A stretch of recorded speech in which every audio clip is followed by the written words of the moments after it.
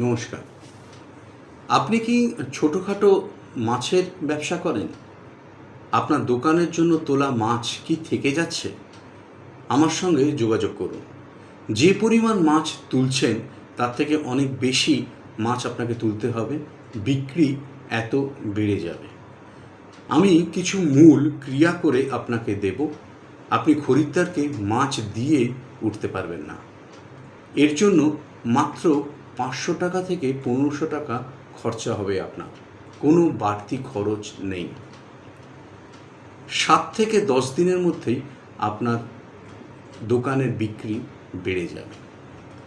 এই প্রতিকার আমার বহু পরীক্ষিত এবং প্রমাণিত।